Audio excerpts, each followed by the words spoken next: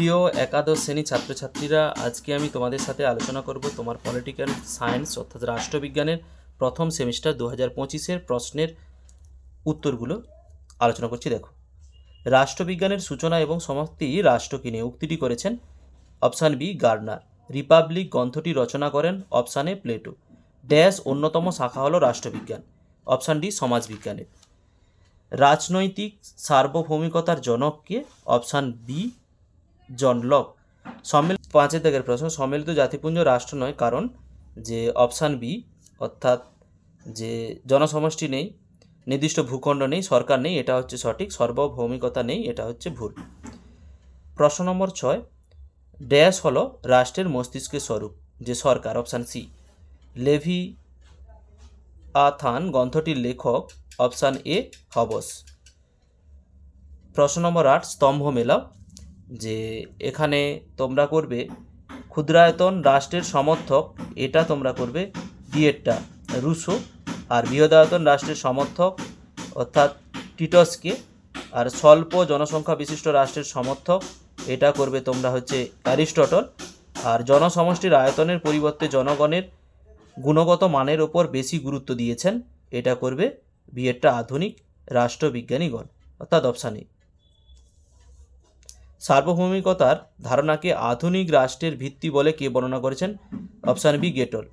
সিকিম ভারতভুক্তির পর সেখানকার আদিবাসীরা যে নাগরিকতা লাভ করেন তাকে বলা হয়, অপশান ডি সমষ্টিগত নাগরিকতা। বিবৃতি এবং কারণ। বিবৃতি এরটা কোনো একটি রাষ্ট্রের স্থায়ীভাবে বসবাসকারী রাষ্ট্রের প্রতি অনুগত প্রদর্শনকারী ব্যক্তিকে নাগরিক বলে গণ্য করা হয়। যুক্তি আর নাগরিকদের আত্মবিকাশের উপযোগিতা সর্বপ্রকার অধিকার ভোগ করে এবং এই সমস্ত অধিকার ভোগের বিনিময়ে তারা কতগুলি কর্তব্য পালন করে, অর্থাৎ ওটা অপশান এরটা করবে। প্রশ্ন নম্বর 12, ভারতের সংবিধান ড্যাশ ধারাগুলো ভারতের নাগরিকতা সম্পর্কে আলোচনা করা হয়েছে, অপশান ডি 5 থেকে 11 নম্বর ধারা। কত সালে ভারতীয় পার্লামেন্টের নাগরিকতা আইন প্রণয়ন হয়, অপশান বি 1955 সালে। নাগরিকতা অর্জনের ক্ষেত্রে রক্তের সম্পর্ক নীতি অনুসৃত হয়, অপশান এ সুইজারল্যান্ডে। প্রশ্ন নম্বর 15, সব দেশের বিদেশিদের ড্যাশ অধিকার থেকে বঞ্চিত রাখা হয়, অপশান সি রাজনৈতিক।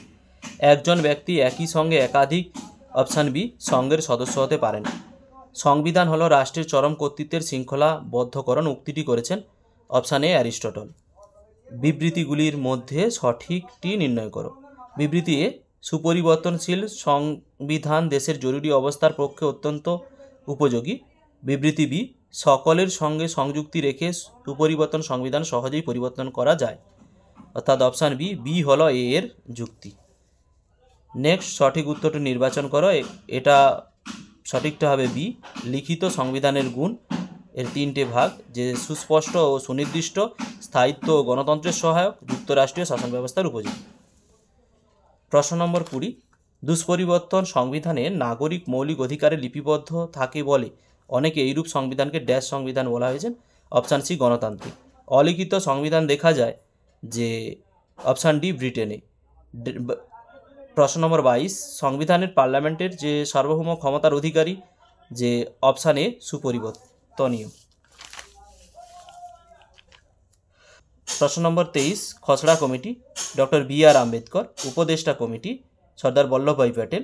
স্বাধীন ভারতের প্রথম অধ্যক্ষ জি ভি মঙ্গলকর। উদ্দেশ্যমূলক সংক্রান্ত প্রস্তাব, এটা হবে এ জওহরলাল নেহেরু। গণপরিষদ ছিল কংগ্রেস এবং কংগ্রেসেরই ছিল ভারতে, মন্তব্যটি করেছেন অপশান বি গেলভিন আস্টিন। ভারতের সংবিধানের প্রস্তাবনায় ধর্মনিরপেক্ষ শব্দটি সংযোজিত করা হয়, অপশান বি, যে 1976 খ্রিস্টাব্দে 42তম সংবিধানের সংশোধনের মাধ্যমে। প্রস্তাবনা হলো সংবিধানের আত্মা, উক্তিটি করেছেন option B K M Munshi. যে বিবৃতিগুলোর মধ্যে সঠিক নির্ণয় করো। যে বিবৃতি এ, ভারত একটি সার্বভৌম দেশ। বিবৃতি বি, ভারতের বাহ্যিক ক্ষেত্রে কোনো সার্বভৌমিকতা নেই, অর্থাৎ অপশান সি এটা হচ্ছে ঠিক, বিটা ভুল। প্রশ্ন নম্বর 28, গণপরিষদের মুসলমানদের জন্য যে সংরক্ষিত 78টি আসনের মধ্যে মুসলিম লীগের প্রার্থীরা ড্যাশ আসনে জয়লাভ করে, অপশান এ 73টি।